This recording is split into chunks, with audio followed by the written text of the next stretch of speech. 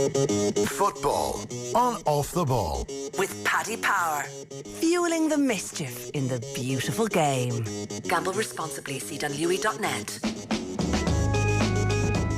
Well, after what's felt like the shortest period ever between seasons, the Premier League is back this weekend. And just 52 days after they lifted their 19th English League title, Liverpool back in action tomorrow when they host last year's championship winners Leeds on the opening weekend of the new season. Big spending Chelsea will go to Brighton on Monday night. We've got 2 live games on Off the Ball on News Talk on Sunday. Exclusively live in Ireland, commentary of West Brom against Leicester at 2 p.m. with Kenny Cunningham on commentary there with Stephen Doyle. And Brian Kerr will join Nathan Murphy for Tottenham against Everton, 4:30 on News Talk this Sunday afternoon. To look forward to all the games this weekend and the return of the Premier League after just 2 months away, we're joined by News Talk's Team 33 host Enda Coll and the Voice of Sport each morning on Today FM, Philip Egan. They're going to be giving their predictions for the coming season, which no doubt we're either going to forget about them in a month's time or they'll be used to taunt them come the end of the campaign, depending on how widely wrong they are. If you want to see the predictions from the entire OTB Sports team,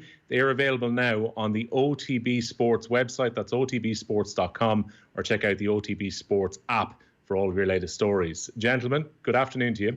Hi, well. Phil, I might start with yourself. Obviously, this season has come around extremely quickly. As I mentioned, only 52 days since Liverpool lifted the Premier League title. A couple of games after that to finish out the season. But given the way that things have occurred with the international break just before this, and given that the Champions League and Europa League ran right through August, it feels like there's been very little off-season here at all. Yeah, I think it makes for a really hard season to predict because you obviously have the short turnaround, you've no fans inside stadiums at the moment, and the schedule is going to be so packed that this is the season, I'd say, out of most seasons in recent years that could be the hardest to predict. So you mentioned there we've tried to make our predictions on the OTB Sports website. I think a lot of us could be looking quite foolish come the end of the season because we just don't really know how it goes. You just touched on the international games. One thing that was quite noticeable was how off the pace a lot of the players looked. And I guess it is entirely understandable that players will be pretty tired given how long things went into the summer. I know they had a break with the pandemic between March and June, but they've still played a lot of football to get the season completed. They've had a very short pre-season. And in the case of many players in the Premier League, they were away on international duty last week. Yeah, they had a break during the season, but I suppose the essence of the Premier League season being packed together so tightly as it was, that probably disregarded any sort of a break that they had. So it is pretty tough for them going into this without a pre-season. And I would say you'll probably feel the effects of that at the first opening couple of weeks of the Premier League. Might be a little bit slower than it is. It's usually a bit stop-start when it comes to the start of the Premier League anyway. So without a pre-season and without the teams fully developed the way they are, I mean, I saw Jurgen Klopp was chatting about how Chelsea were buying in players and he had a little bit of a dig at them. But again, he touched on a good point that they might not necessarily start as well as they hope, because when you bring in that amount of players, you don't have a pre-season to actually get them to gel together, work with each other as much as you'd like before the game starts. So it's going to be interesting in the first couple of weeks to see how it goes, especially the fact that the teams that went further in Europe aren't actually starting this weekend either. So it's going to be a little bit different this year than it was in previous years anyway. Yeah, Man City and Manchester United have a little bit of a longer break, so they're not playing this weekend. So we've only got 8 fixtures in all. We'll look at all those in a little bit detail further on. But Enda, who's impressed you in the transfer market? Because Premier League clubs haven't done a massive amount of business, but I guess that's understandable given all the uncertainty financially around the pandemic currently. It's been pretty quiet so far. I suppose Chelsea are the team to look at when you're talking about the transfer window. I thought they've strengthened well in the positions that they needed to. They desperately needed a left back, and Chilwell is a great buy at that if he manages to stay fit. He was injured quite a bit last season. Thiago Silva is a good option. I'm not sure how he's going to get on at the pace of the Premier League. Lewandowski burned him up for pace in the Champions League, so it doesn't really bode well for how his legs are looking. But going up front, if you're looking at Timo Werner coming in, Kai Havertz was excellent. We'll wait and see how the rest of them get on. But if they manage to gel, they probably strengthen the best. Leeds as well have finally got a striker, Rodrigo. He didn't score that many goals last season for Valencia, but they desperately needed a striker as well. So it'll be interesting to see. I mean, people are sort of obsessed with the transfer window at the minute. United have only brought in one player. They need to bring in more players. I don't think City will have strengthened as much as they would have wanted so far. So there's still a couple of weeks left in the transfer window. Thiago could still end up at Liverpool. So I'm going to hold my opinion on that until the start of the season to see how those players get on. Well, Phil Egan, Rodrigo became Leeds' record signing. They've spent around €30 million on him. But perhaps the most important signing is going to happen in the coming days, and that's the pen to paper finally going on Marcelo Bielsa's new contract. Everything is agreed, good to go. He's going to stay in charge. And now as he goes into a third season with Leeds, this is the longest club job he's ever had.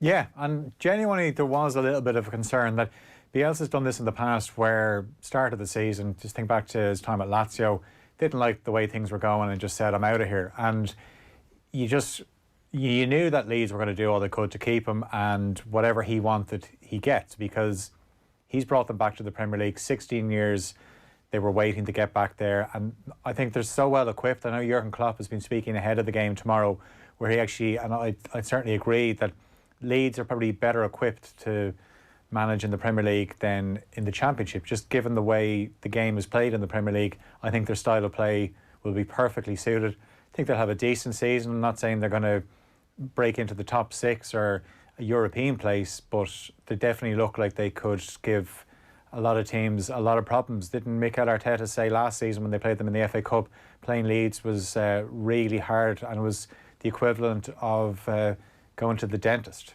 and not a nice dentist. Indeed. Well, that's a one-year contract which Marcelo Bielsa has agreed on the eve of the new season with Leeds. There was a little bit of confusion when those contract talks had drawn on through the month of August, but he confirmed at his press conference yesterday that everything was in place for the contract to be signed, and Leeds have announced that he will be staying for the coming season earlier today too. Phil, I'll ask you about Man City, because Man City are favourites with the bookmakers for the coming campaign. It looks like they're not going to get Lionel Messi now that Messi has decided to stay at Barcelona for the last year of his contract, somewhat under duress. But City, do they need improvements on last year to get closer to Liverpool? Or will the fact that they left so many trophies behind last season be the inspiration they need to get back to the level they were at previously? I think the way, if you're looking at how City approach the season, they're probably thinking Liverpool, and I don't think any team is going to be finishing high 90s. I touched on it there, just the busy schedule, just the way the games are going to be coming thick and fast, no fans, and just the uncertainty around the season. So you're looking at, if you're Manchester City, you don't need to get in the high 90s, but have they improved? Nathan Ake coming in is a slight improvement. It means if you want to play him, you can play him as a left back if you actually want, but that's where he played for the Dutch on the international games. But if you're playing them as a centre half, okay, he's an improvement on the likes of Otamendi and Stones, but you know, he's part of a Bournemouth defence that got relegated, and Bournemouth were never really known for being good at the back. Then you've obviously got Torres. If Sergio Aguero gets injured, which seems to happen a lot over the last few seasons, then they lose that natural finisher up front. I know they score a lot of goals, obviously the top scorers in the league, but a lot of that can be inflated by certain games where they rack up massive scores. Like you think back to how they put 8 past Watford. They do that in certain games, but ultimately when the pressure was on last season, City failed, whether it was the Champions League, whether it was big games in the Premier League. They just didn't get it done. So I wonder, in terms of their mentality, they might have the best player in the Premier League in their starting 11, but that might not be enough. Yeah. And in terms of what's going to be needed to win this Premier League then, the last 2 years, as Phil mentioned, you nearly have to aim for 100 points as opposed to aiming for 80, given the consistency of both Man City and Liverpool. Is a 90-plus season going to be needed to actually win the title this season? I don't think so. I think it's going to be a much lower points season in terms of the spread across the top four. I'd say it'll be a lot tighter. There won't be 20 points between first and third. You're looking at probably Liverpool, City, Chelsea and United battling out for the top four, depending on where those places are. Depth in the squad. And I suppose this is where the issue comes with Liverpool and why their fans might be a little bit worried that they haven't really added to their team, is that squad depth is going to be really important with this condensed fixture list, and they don't really have that. They brought in a left back to fill in for for Robertson if he gets injured. But other than that, you're looking at if one of the front three gets injured, probably Minamino, who played a lot in the pre-season, is probably going to come in there. In the midfield, they still don't really have that depth. But again, if you're going to be as consistent as they were last year, you don't really need it. And they got quote unquote lucky with injuries last year. They didn't really have too many. If they can go this season the same, then they don't really need that squad depth. So I don't think teams are going to be breaking the 100 mark this year. I'd say you'll be lucky if you have the first place side getting 90 points this year, just because of the nature of the way that the players are going into this, and the spread across the top four is much tighter this year as opposed to last year. Well, our football coverage on Off the Ball is with thanks to Paddy Power. For information on responsible gambling, check out dunlewy.net. I mentioned that Man City are the favourites with the bookmakers. That is the case with Paddy Power. We're joined by Paddy Power's Jason Murphy now. Jason, why are your firm making Man City what seems to be reasonably clear favourites, but with Liverpool just behind them for this year's Premier League title? Hi, Will. Yeah, a good way of breaking this down is this summer was meant to be the end of Alan Pardew's famous 8-year contract for Newcastle. He got that off the back of an unbelievable run of results that's seen them almost qualify for the Champions League in a season where they had 7 wins by a single goal margin. There's a lot of luck that goes into those 1-0 wins that they got. The following season, they didn't get that luck, that variance that we talk about, and they finished up with 24 points less, just above the relegation zone, and obviously Pardew was gone shortly after that. So there's a lot of variance that can happen over the course of a season. How many games did Liverpool win, do you think, by a single goal margin in the league last year? Go 7 or 8? It was actually 14, which is an incredible stat. And that partly explains the 23-point gap that we've seen at the end of last season. Now, we have Man City priced at 8-11, Liverpool at 2-1. What those prices tell you that if this season was played 10 times, we'd expect Man City to win it 6 times, Liverpool to win it 3 times, and then possibly both of those teams have a really bad season, and potentially you could see Chelsea or United maybe nicking it 1-10. What happened last season with Man City against teams in the top 7, they played 12 matches and they lost 7 of them. Could you see Man City losing 7 games against what we know to be the top 6 next season? I don't think so. And Klopp himself talks about football being about moments. And in the first half of last season, Liverpool got a really good run of luck in big moments. I'm talking about Dean Henderson gifting them a goal against Sheffield United. I'm talking about the game at Anfield against Man City in particular, where at one end of the pitch, it's either a goal-scoring opportunity for Man City until it hits a Liverpool defender on the arm.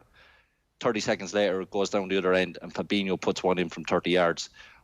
Those moments, Lallana's late equaliser against United to keep momentum going, those moments all went in Liverpool's favour last season. It's hard to see it happening again next season.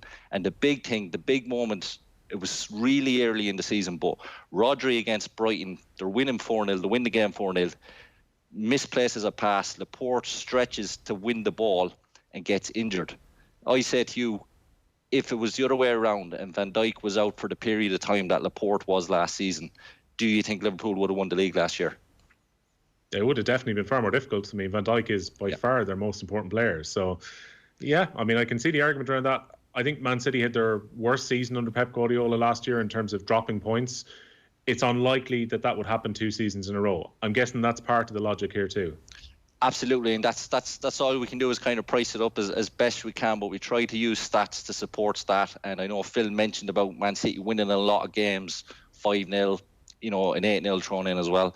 And that's when you talk about expected goals, it's known as stats padding.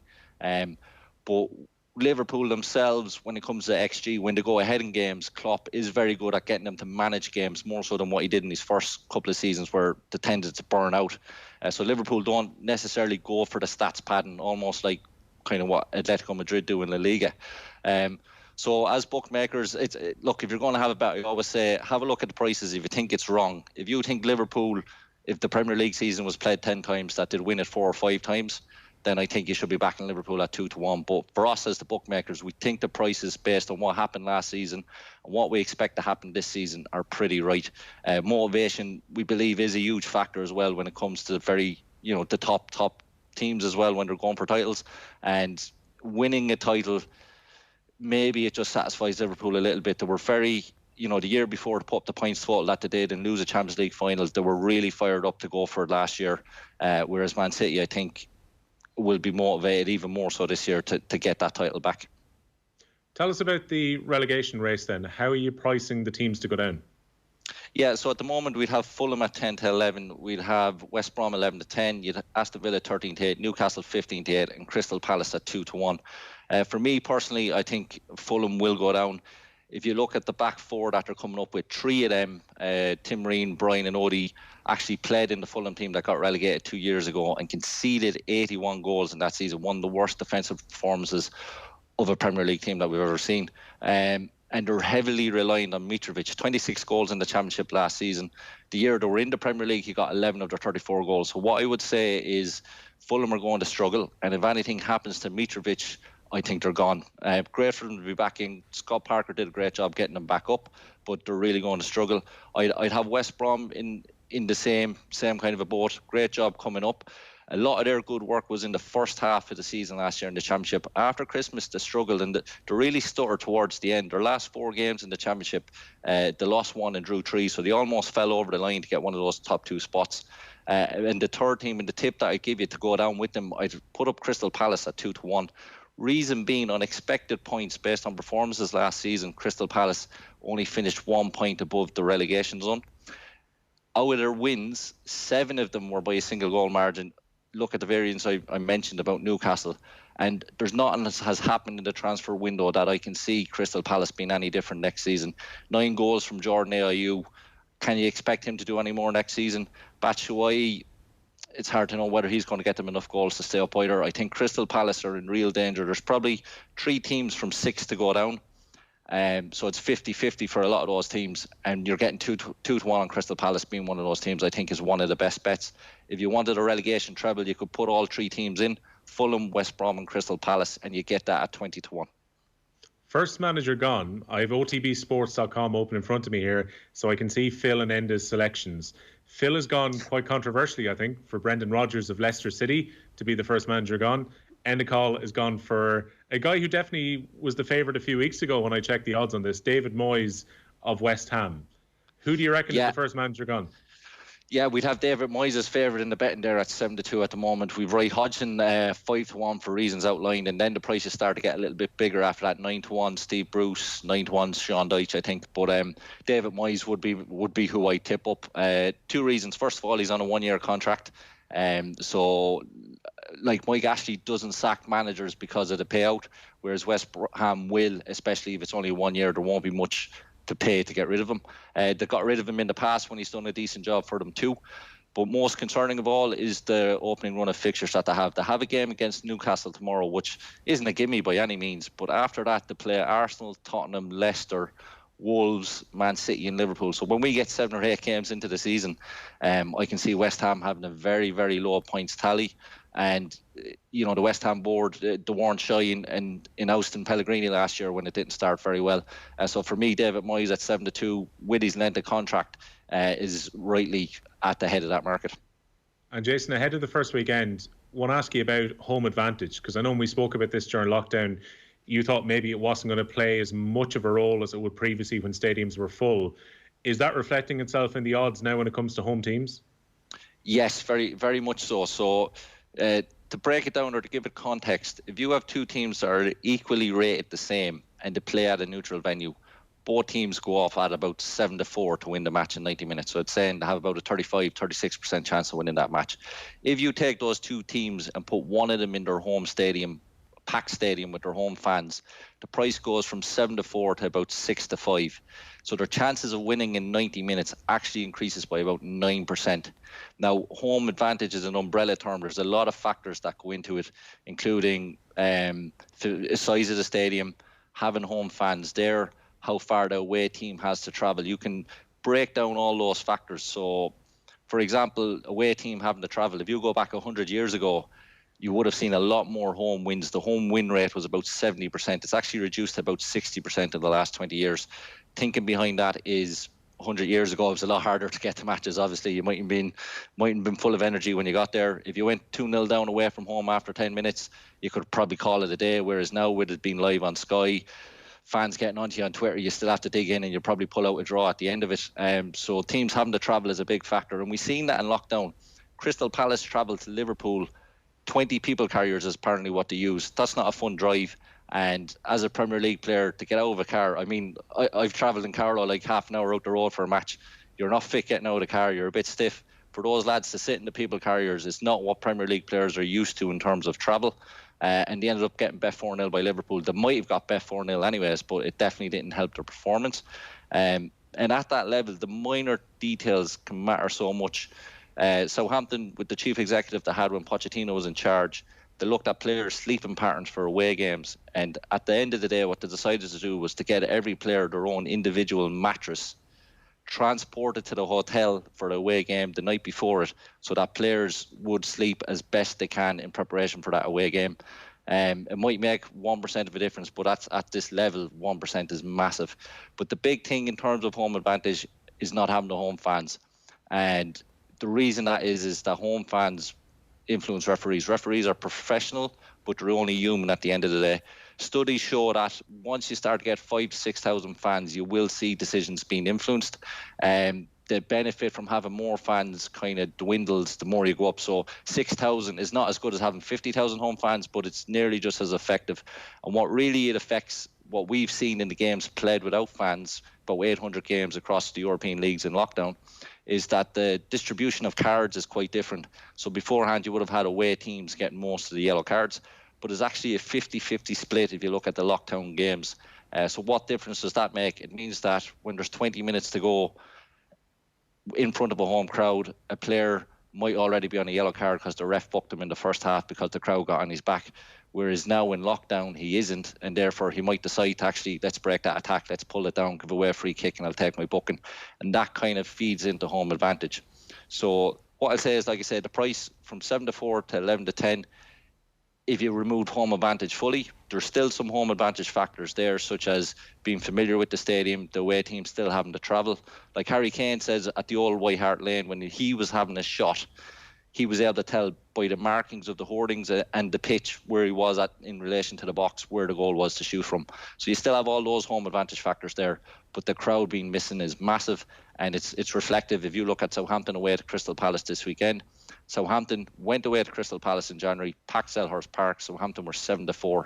They're going off at about 13-10 tomorrow, and that's, yes, Southampton probably rated a bit better, Crystal Palace rated a little bit worse, but that will show you clearly the difference between having a packed Selhurst Park and not. It's about 6 or 7% difference in terms of either Southampton or Palace winning that game tomorrow. There you go. An insight not just into the Premier League, but also in the travel arrangements in the Carlow and District Football League too. Jason, thanks a million for joining us. A chance now to delve into the fixtures a bit more deeper for this weekend with both Enda and with Phil. Phil, I'm going to ask you about the second of our live commentary games this Sunday, because this is one that kind of stands out for me going into this weekend, which is Tottenham at home to Everton. Spurs now have got their players back. The summer has been good to them in terms of injuries clearing up. They should be ready to hit the ground running, which they weren't in Jose Mourinho's opening couple of months as manager. And Everton have invested quite interestingly too, with Allen coming in and James Rodriguez. They've certainly packed their midfield ahead of this new campaign. Yeah, I mean, starting with Tottenham, obviously, it's all or nothing for Jose Mourinho this season. And, you know, he's made a few Mourinho-type signings in Højbjerg, bit of metal in midfield. He doesn't really want players like Harry Winks in there who, you know, they pass the ball but often pass it sideways. He needs a bit of steel in there. Højbjerg, one of the best go-getters of the ball in the Premier League. The stats would back that up. Obviously, Irish fans would be very interested to see how Matt Doherty gets on. Mourinho usually plays with a back four, but it's something Stephen Kenny actually touched on when he talked about Matt Doherty joining Spurs, the way Aurier plays, that he will get forward and Matt Doherty will get forward. So that's good news for Irish fans, because we don't want Matt Doherty basically being told to stay behind the halfway line all the time. Everton needed to beef up that midfield.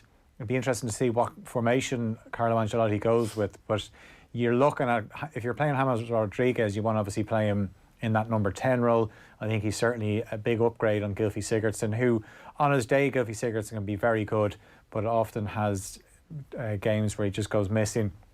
But in fairness to him, that has been a problem with Everton, especially away from home. So if Everton were to start with a win, this would be massive for Ancelotti. It'd be interesting to see, obviously, if Seamus Coleman is in that team, and does Ancelotti go with a 3 at the back? They certainly looked a lot more threatening when they played with Richarlison and Calvert-Lewin as a 2 up front. And if you want to play James Rodriguez in behind them, then it might suggest a 3 at the back formation might suit them. And you wonder, where is that Seamus Coleman going in as a wing back, or does he go in as one of the 3, the Azpilicueta role under Conte, where you've got a fullback who's used to covering, so it actually works out well sweeping in behind 2 centre halves.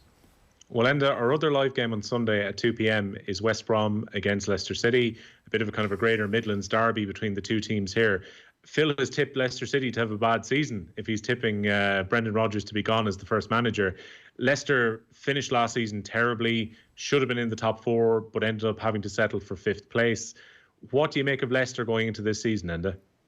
Well, you asked me about the transfer market earlier on. Leicester, it feels like we've been saying this about Leicester for the last 3 or 4 years, that they have an over-reliance on Jamie Vardy, and they still have that over-reliance on Jamie Vardy. They still don't have that striker that can come in and make up for the goals that he misses if he's not scoring or if he's out injured. And last year, Vardy was in the 20s, and the next top goal scorer in the Leicester team was Jose Perez with 8 goals. So that shows you the margin of difference between their striker, their second top striker, and their top striker. And Jamie Vardy had a really good season at the start of the season last year, and when Leicester start to drop off in form, you can match that with Jamie Vardy's drop off in form as well. He went two and a half months without scoring a goal after Christmas, and that's where Leicester started to suffer. They haven't filled in with that second striker just yet. Jose Perez isn't going to get you 20 goals a season. Harvey Barnes isn't going to get that amount of goals either. You're looking at the midfield. You want that 4 in midfield that they usually play to start building up their goal tally as well, if they're going to be challenging for the Champions League. I don't think they will be. Their defence is weaker this year without Ben Chilwell as well. And Jamie Vardy, how many more years can he actually do this? He's aging. He gets injured a bit more often, and if he's out injured, then they're going to suffer. And I do think that they're not going to be as good as they were last year, mainly because the other teams around them are going to be better as well. Last year, United had one of their worst starts to the season since the 90s. Chelsea were stop-start. They were inconsistent, conceding a lot of goals. They're going to be better this year. United are going to be better this year. Arsenal are going to be better this year as well, because they've strengthened in their team. Tottenham will have all of their players fit. So you're looking at the teams around them. Everton have improved as well. So that bunch that are going to be fighting for top 6, that's a lot tighter this year. And Leicester had the advantage last year of starting well where others didn't. But then you saw that they dropped off. They can't afford to drop off this year, and their start may not be as good as others as well this coming season. So I'd agree with Phil. I don't think they're going to be up in the top 4 this year at all. Well, as we head into our final few minutes of this Friday's show, and I'll give you the shout on what's going to happen on Monday, not Brighton and Chelsea, but the game between two teams who kind of flirted with the top 4 at different times last year, and that's Sheffield United and Wolves. Wolves have again been bringing players in over the last week, but for the best part, they've got the core group that got to the quarterfinals of the Europa League this season just gone by. How do you think that's going to go between Sheffield United and Wolves?